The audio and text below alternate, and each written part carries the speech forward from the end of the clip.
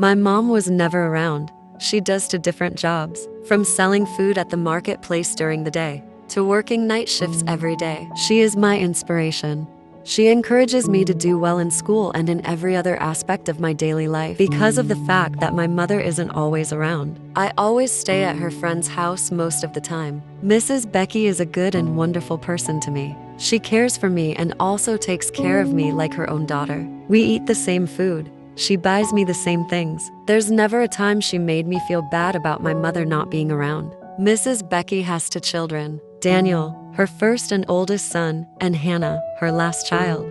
I had so much respect for Daniel and Hannah because their mother has been so good to me. 26 years old, Daniel is a university graduate, while Hannah is just 13 years old in her secondary education.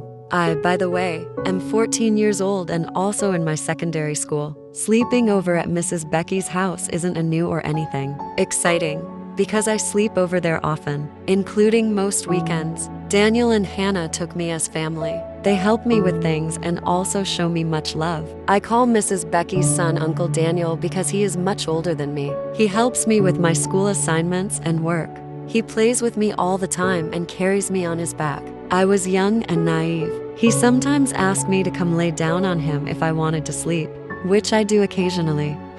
Everything was good until one faithful Friday evening. So she went for a night vigil that very night. I was sleeping in the room while Hannah was sleeping in her mother's room. Daniel came into the room and cuddled with me. In my head, it was the normal cuddles, not until a little after midnight. Interesting, right? Subscribe, like, and turn on notifications to watch what happens next.